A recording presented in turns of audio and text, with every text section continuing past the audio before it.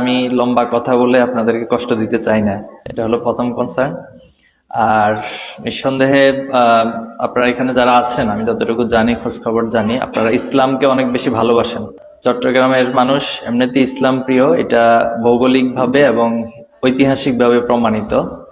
আর এই অঞ্চলের মানুষ ইসলামকে শুধু ভালোবাসে না, বরং ইসলামকে প্রতিষ্ঠা করার জন্য তাদের নিজেদের সর্বোচ্চটুকু দিয়ে চেষ্টা করে, এটাও আমি জানি। এটা সত্য তো? আলহামদুলিল্লাহ। তো আল্লাহ তাআলা আসলে আমাদেরকে দুনিয়াতে পাঠিয়েছেন খুবই সামান্য একটা সময়ের জন্য। আল্লাহ রাসূলুল্লাহ সাল্লাল্লাহু আলাইহি ওয়াসাল্লাম একবার মাজলিসে বসা অবস্থায় প্রশ্ন করলেন, নিজে নিজে প্রশ্ন করলেন, এই দুনিয়ার সাথে আমার কি সম্পর্ক? তো আল্লাহ রাসূলুল্লাহ সাল্লাল্লাহু আলাইহি ওয়াসাল্লাম আবার নিজেই সেটার উত্তর দিচ্ছেন, যে দুনিয়ার সাথে সম্পর্কটা একটা উদাহরণ দিচ্ছেন। কোন একজন পথিক অনেক দূরবর্তী জায়গায় সে তার লক্ষ্য পৌঁছাবে। তো মরুময় অঞ্চলে এই দূরবর্তী জায়গায় যেতে যেতে হঠাৎ একটি গাছ পেল, গাছের নিচে কিছুক্ষণ ছায়ার মধ্যে বিশ্রাম নিল।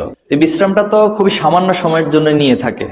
এই বিশ্রাম নিয়ে সে আবার তার লক্ষ্যে পৌঁছার জন্য সেদিকে ধাবিত হয়, সেদিকে রওনা করে। রাসূলুল্লাহ সাল্লাল্লাহু আলাইহি ওয়াসাল্লাম বলতেছেন যে এই দুনিয়ার সাথে আমার সম্পর্কটা ওই পথিকের গাছের নিচে বিশ্রাম নেওয়ার মতো কিছু সময়ের মতোই। তো এই দুনিয়াতে আমরা আসলে কেউ থাকবো না, আমাদেরকে চলে যেতে হবে।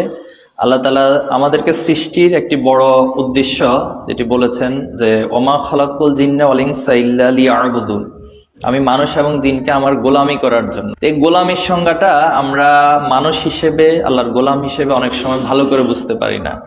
যে গোলামি মিন্স হচ্ছে আল্লাহ যা বলেছেন সবটুকুকে মেনে নেওয়া। এমন না যে আল্লাহ কিছু বলছেন কিছু মানলাম, আবার কিছু বলছেন কিছু মানবো না, বিষয়টা এরকম না। আল্লাহ তাআলার পক্ষ থেকে নীতিমালা হচ্ছে মা আতাকুমুর রাসূল ফাখুযুহু ওয়া মা নাহাকুম আনহু ফান্তাহু। রাসূলুল্লাহ সাল্লাল্লাহু আলাইহি ওয়াসাল্লাম তোমাদের জন্য যা নিয়ে এসেছেন, তোমরা কোনো ধরনের কোশ্চেন ছাড়া, কোনো ধরনের প্রশ্ন ছাড়া সেটা গ্রহণ করো। রাসূলুল্লাহ সাল্লাল্লাহু আলাইহি ওয়াসাল্লাম তোমাদেরকে যা নিষেধ করেছেন সেটা থেকে তোমরা বিরত থাকো। তো অতীতের যারা নবী আলাইহিস সালামের সময় যারা উম্মত ছিলেন, এরা একটু দুষ্ট ছিল। এরা দুষ্ট কেমন? এদের কাছে যে কাজগুলো ভালো লাগতো, এরা সেই কাজগুলোকে কিতাবের মধ্যে রাখতো।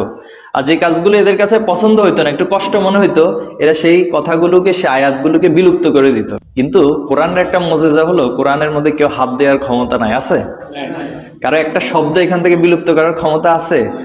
যদি থাকতো সেটা অনেকে করতে পারতো। এই জন্য এই কোরআনের প্রত্যেকটা শব্দ, প্রত্যেকটা হরফ, প্রত্যেকটা বাক্যকে হেফাজতের দায়িত্ব আল্লাহ তাআলা নিজে নিয়েছেন। এটা কোরআনের একটা বড় মুজিজা। এই কোরআনকে কেউ বিলুপ্ত করতে পারে না, কিন্তু সমস্যা হলো কোরআনের আমলকে বিলুপ্ত করে দেয়। কোরআন কিছু মানে কিছু মানে না। এটা চমৎকার একটা আয়াত আল্লাহ তাআলা বলতেছেন যে আফাতুমিনুনা বিবাদিল কিতাব ওয়া তাকফুরুনা বিবাদ, যে তোমাদের কি হলো, তোমরা কিতাবের কিছু অংশকে মানতেছো আর কিছু অংশকে মানতেছো না, অস্বীকার করতেছো, কিছু অংশকে খুব চমৎকার ভাবে এড়িয়ে চলে যাচ্ছ। তোমাকে জুমার দিনে নামাজ পড়তে বলা হয়েছে, আলহামদুলিল্লাহ তুমি আসতেছো, জুমা পড়তেছি, কিন্তু প্রত্যেক দিনে ফজরের নামাজের জন্য বলা হয়, সেটাও আল্লাহ তাআলারই তো নির্দেশ, কিন্তু সেটা তো সবসময় করো না। তুমি জোরে মিছিল শুরু হইলে নারায় থাকবে, স্লোগান দাও, আলহামদুলিল্লাহ, এটা ভালো, কিন্তু তোমাকে তো সুদ, ঘুষ, হারাম সবকিছু থেকে বেঁচে থাকতে বলা হয়েছে, সেটা কেন থাকো না?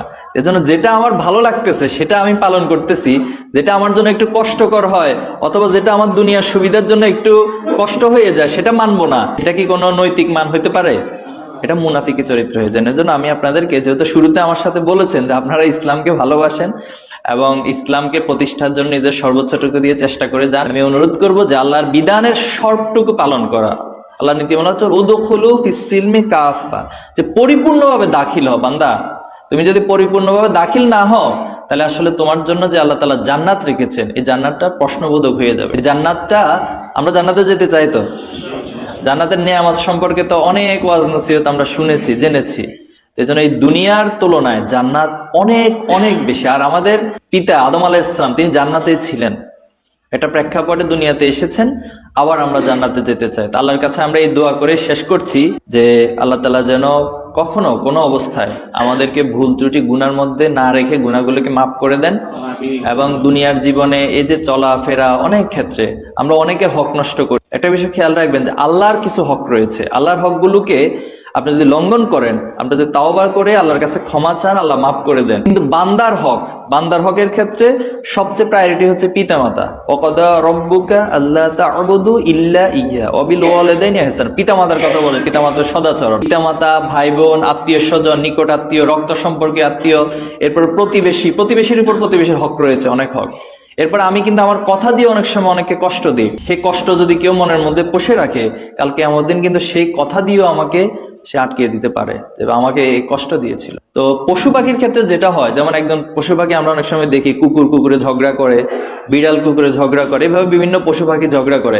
অন্যায়ভাবে যদি কোনো পশুকে কষ্ট দেয়, কাল কিয়ামত দিনে এটা নীতিমালা হচ্ছে, সেই দুইটা পশুকে ডাকা হবে, বলা হবে তোমাকে দুনিয়াতে অন্যায়ভাবে কিন্তু শিং দিয়ে গুঁতা দিয়েছিল, এখন তুমি কি করবা, তুমিও ঠিক একইভাবে তাকে গুঁতা দাও। এরপরে সেটা ক্লোজ হয়ে যাবে, তারা মাটির সাথে মিশে যাবে। কিন্তু মানুষের ক্ষেত্রে এই মাটির সাথে মিশে যাওয়ার কোনো অপশন থাকবে না। এজন্য যে কুমতু তুরা, বা যে আমরা যদি মাটি হয়ে যেতাম, মানুষ এই আফসোসটা সেদিন করবে। যদি আজকে আমার মাটি হয়ে যাওয়ার সুযোগ থাকতো, তাহলে আমার জন্য এই প্রশ্ন উত্তর দিয়ে সমাধান করে আমাকে জান্নাতে জাহান্নামে এই প্রশ্নগুলো থাকতো না। এজন্য আমরা আল্লাহর কাছে দোয়া করি, আল্লাহ তাআলা আমাদেরকে যেন জান্নাত উপযোগী একজন মানুষ হিসেবে দুনিয়া যতদিন বেঁচে থাকি নিষ্কলুষ এবং জান্নাত উপযোগী মানুষ হিসেবে কাজ করার তৌফিক দান করে, আমিন। আপনাদের সবাইকে ধন্যবাদ। ছাত্র শিবিরের জন্য দোয়া আছে আপনাদের কাছে। গত আন্দোলন ছাত্র শিবির ভূমিকা রেখেছিল, সাধারণ ছাত্রদের সবাইকে নিয়ে ভূমিকা রেখেছিল। এই আন্দোলনটা আসলে ইসলামের কনসেপ্টের উপর বেসড করে হয়েছিল। এই আন্দোলনের সবচেয়ে একটা বড় বিষয় ছিল আমরা ন্যায়ের পক্ষে অন্যায়ের বিরুদ্ধে লড়াই করব। এটাই তো আল্লাহ রাসূলুল্লাহ সাল্লাল্লাহু আলাইহি ওয়াসাল্লাম ইসলাম আমাদেরকে শিখিয়েছেন। এরপরে এই আন্দোলনে আমার জীবন যাক চলে যাব, কিন্তু এরপরে অন্যায়ের কাছে মাথা নত করব না। এই শিক্ষাটা কে দিয়েছে আমাদেরকে? ইসলাম শিখিয়েছে, আল্লাহ তাআলা শিখিয়েছে, আল্লাহ রাসূলুল্লাহ সাল্লাল্লাহু আলাইহি ওয়াসাল্লাম শিখিয়েছে, সাহাবা আজমাইনরা আমাদেরকে এটা শিখিয়েছে। এরপর শাহাদাতের তামান্না, যে আমি শহীদ হব। আপনারা দেখছেন যে মা তার সন্তানকে শহীদ হওয়ার জন্য উৎসাহিত করতেছে। সন্তান ঘর থেকে বের হওয়ার আগে বাবা মায়ের কাছে শহীদ হব, যে তুমি দোয়া করো বাবা আমি যেন শহীদ হই এবং তোমাকে যেন মানুষ শহীদ। এই যে কনসেপ্টগুলো, এই থিওরিগুলো কোথা থেকে আসলো? ইসলাম থেকে আসলো। আমরা চাই যে কনসেপ্টের উপর বাংলাদেশে একটি বিপ্লব হয়েছে, সারা বাংলাদেশের ছাত্র, শিক্ষক, এরপরে যত পেশাজীবী আছে সবাই অন্তর্ভুক্ত হয়েছে, যে আন্দোলনটা, এই সংগ্রামটা যেন কিয়ামত পর্যন্ত এবং বাংলাদেশে সত্যিকার অর্থে একটা ন্যায়ের সমাজ, সত্যিকার অর্থে একটা ইনসাফের সমাজ। বিচারের জন্য আপনি চেয়ারম্যান মেম্বারের কাছে দৌড়াইতে হবে কেন বলেন? কেন দৌড়াইতে হবে আপনাকে? চেয়ারম্যান মেম্বার এসে আপনাকে ন্যায় বিচার আপনার ঘরে প্রতিষ্ঠা করে দিয়ে যাবে। এটা হলো ইসলামের কনসেপ্ট। আপনি রিলিফের মালের জন্য কেন পিছনে লাইনে দৌড়াবেন? আপনি ওমর রাদিয়াল্লাহু তাআলার সে শাসন আমলের মতো ওমর রাদিয়াল্লাহু তাআলা নিজে রিলিফের মাল নিয়ে ঘরে ঘরে রাত্রিকালে পৌঁছে দিয়েছে। আমরা এরকম একটা রাষ্ট্র চাই, এরকম একটা সমাজ চাই। চান আপনারা? এটার জন্য আমাদের নিজেদেরকেও ভালো রাখতে হবে এবং আমাদের আশপাশে যারা আছে সবাইকে ভালোর মধ্যে রাখতে হবে। অন্যায় যে করুক, অন্যায়কে সাহসিকতার সাথে অন্যায় বলতে হবে, ভালোকে ভালো বলতে হবে। আল্লাহ তাআলা আমাদেরকে তৌফিক দান করুক এবং সে স্বপ্নের সমাজটা আমরা আমাদের পরবর্তী প্রজন্ম দেখে যেতে পারি, আল্লাহর কাছে সেই তৌফিক কামনা করে আমার কথা শেষ করছি। আবারও দুঃখিত আপনাদের সময় নিয়ে কষ্ট দিলাম।